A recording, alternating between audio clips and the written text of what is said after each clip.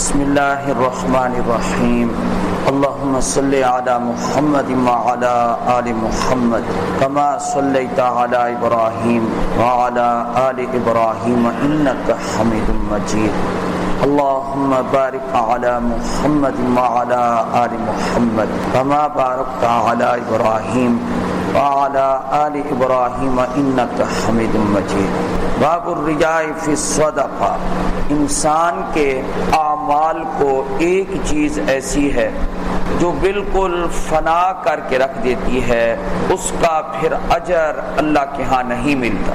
وہ کون سی ایسی چیز ہے جو انسان کے سارے اعمال کو فنا کر دیتی، چاہے اس نے حج کیا ہو، چاہے اس نے عمرہ کیا ہو، چاہے اس نے زکوٰۃ دی ہو، چاہے اس نے صدقہ کیا ہو، ایک کام کی وجہ سے وہ کیا ہوا نیک عمل بھی ختم ہو جاتا ہے۔ تو وہ کون سا ہے؟ فرمایا مومن کا بھی اگر وہ موحد ہے تو تب بھی ختم ہو جاتا ہے۔ شرک والے کا تو کوئی عمل ویسے قبول نہیں ہے، لیکن اگر ایماندار ہے اور اس نے نیک کام کیا اور ایک بلا اس میں شامل ہو گئی تو پھر اس کا کوئی اجر نہیں ملتا۔ وہ کون سی چیز ہے؟ فرمایا باب الرجاء فی الصدقہ، فرمایا کہ جو آدمی نیک کام کرے اور کرے وہ ریاکاری کے لیے، اللہ کی رضا مقصود نہ ہو تو اس کا سارا عمل اکارت ہو جاتا ہے، ضائع ہو جاتا ہے۔ اس لیے بڑے سے بڑا عمل بھی انسان سے نکل گیا، ختم ہو گیا۔ ہاں چند دن نام رہے گا دنیا میں، لیکن آخرت میں تو اللہ تعالیٰ کہے گا تو نے میرے لیے تھوڑا کیا تھا، تو نے شہرت کے لیے کیا تھا۔ تو یہاں امام بخاری رحمۃ اللہ علیہ حدیث سے استدلال کرنے کی بجائے یہ قرآن کریم کی آیت سب سے پہلے پیش کرتے ہیں۔ اللہ تعالیٰ کا ارشاد ہے سورہ بقرہ میں ہے، تیسرے پارے میں، یا ایھا الذین آمنوا، اے ایمان والو، لا تبطلوا صدقاتکم بالمن والاذی، دو کام کر کے اپنے صدقات کو باطل نہ کرو، ضائع نہ کرو۔ کون کون سے دو کام؟ نمبر ایک بالمن، فرمایا احسان نہ جتاؤ کہ ہم نے یہ تمہیں جو دیا تمہارے اوپر کیا کیا ہم نے؟ احسان، یہ کبھی نہ کرنا، کیونکہ اس سے یہ احسان جتانے سے ختم۔ نمبر دو فرمایا والاذی، اور اس کو زبانی طور پر بھی تکلیف نہ دو، زبانی طور پر بھی یہ نہ کہو کیا کہ اگر ہم تمہاری مدد نہ کرتے تو پھر علماء نے یہ بھی لکھا ہے ایسے آدمی کو نہ بتاؤ کہ وہ ناپسند کرتا ہے کہ میرا معاملہ کسی کو پتہ چلے، یہ بھی ایذا ہے، یہ بھی تکلیف ہے۔ تو تمام کا حاصل کیا ہوا؟ آدمی احسان نہ جتائے، ریاکاری نہ کرے۔ ریاکاری کے بارے میں آیا کالذی ينفق مالہ رئاء الناس، یہ تو اس شخص کی طرح کہ جو خرچ تو کرتا ہے اپنا مال لیکن لوگوں کو کیا کرنے کے لیے؟ دکھانے کے لیے۔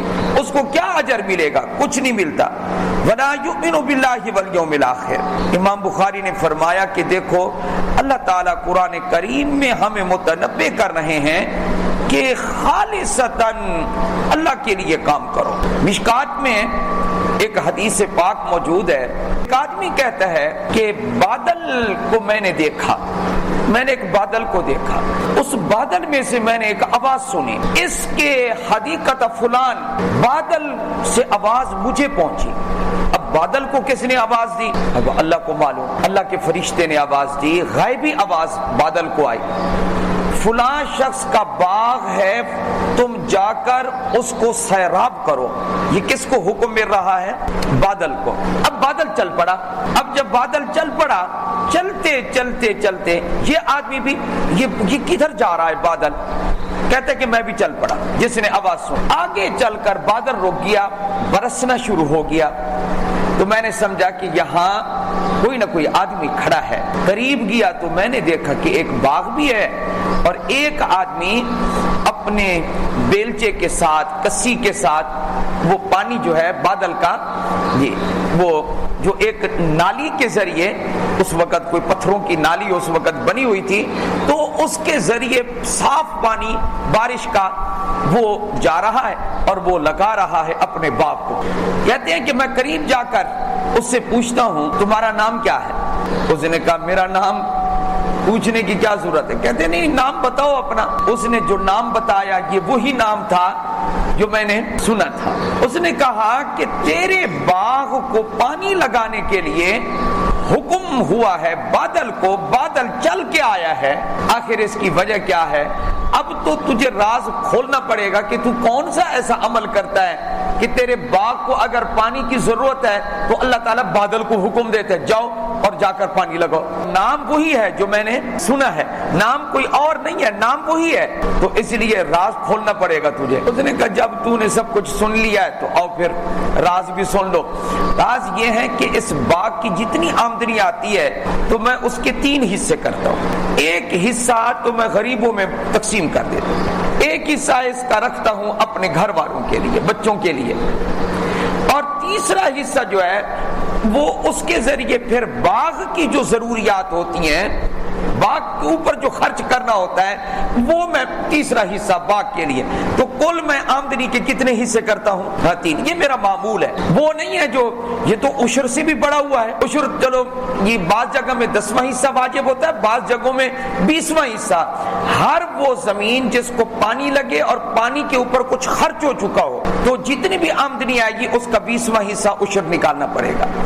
اور اگر پانی مفت کا ہے جیسا کہ بارانی علاقے ہیں وہاں جو عشر ہے وہ کتنا حصہ نکالنا پڑتا ہے؟ 10واں۔ اگر 10 بوریاں ہیں تو 1 دینی پڑے گی، اور یہاں 20 میں سے 1 بوری دینی پڑے گی۔ لیکن اس بندے کا آپ یہ دیکھیں کہ معمول کیا تھا کہ کل آمدنی کے کتنے حصے کرتا تھا؟ 3۔ اب 3 حصے اس نے کیے تو اللہ پاک کی طرف سے مدد دیکھو کہ پانی کی ضرورت ہے، اگر پانی نہیں ہے تو اللہ بادل کو حکم دیتے جاؤ اور اس کے باغ کو جا کر سیراب کرو۔ یہ وہ چیزیں ہیں جو ہمیں سمجھنی ہیں۔ اللہ نے ہمیں عقل بھی دی ہے، اللہ نے تجربہ بھی دیا ہے اور اللہ نے ٹھیک ہے سمجھ بوجھ عطا کی ہے، لیکن میں اس بات کا قائل نہیں ہوں کہ صرف آدمی اپنی عقل پر ہی بھروسہ کرے، اپنے تجربے پر ہی بھروسہ کرے، نہ، بلکہ آدمی کو چاہیے کہ وہ ایسے کام کرے جو اللہ کی رحمت کو متوجہ کرنے والے ہوں۔ ٹھیک ہے عقل استعمال کریں، آخر اللہ نے جو عقل دی ہے وہ کیوں دی ہے؟ استعمال کے لیے دی ہے۔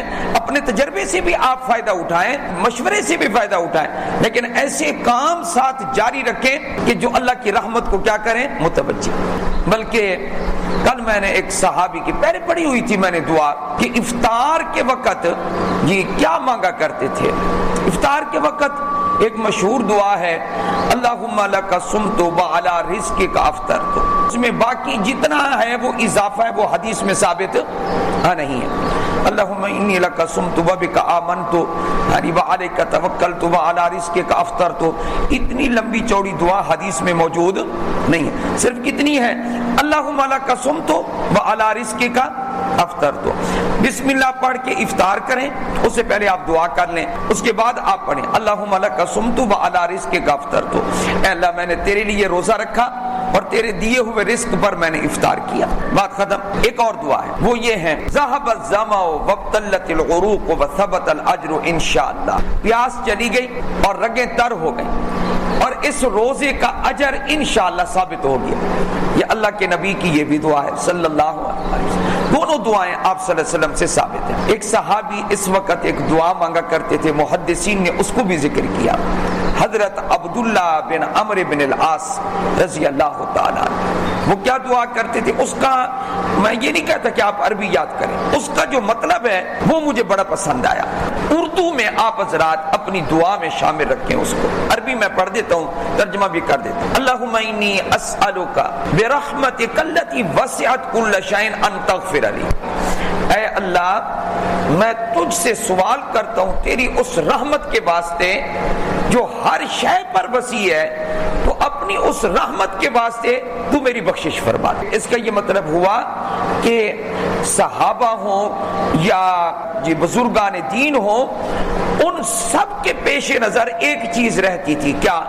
اللہ کی رحمت اور اللہ کے فضل کے بغیر کوئی کام ہو نہیں سکتا، یہ وہ چیز ہے۔ تو میں یہ عرض کر رہا تھا جتنا اخلاص کے ساتھ ہم کوئی عمل کریں گے ریاکاری سے وہ دور ہوگا تو اتنی اللہ کی رحمت زیادہ متوجہ ہوگی۔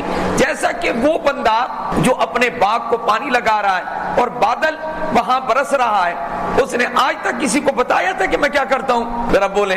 لیکن چونکہ اللہ نے اس کا راز کھولنا تھا تو اللہ نے راز کھول دیا. وہ آواز سن لی ایک اور بندے نے اور اس نے جا کر اس بندے کو کہا تیرا نام کیا ہے؟ نام بتایا. کہتا اب کام بھی بتا کہ کون سا تو ایسا کام کرتا ہے کہ اللہ کی رحمت تیرے ساتھ شامل حال ہے. اللہ ہم سب کو صحیح عمل کی توفیق عطا فرمائے.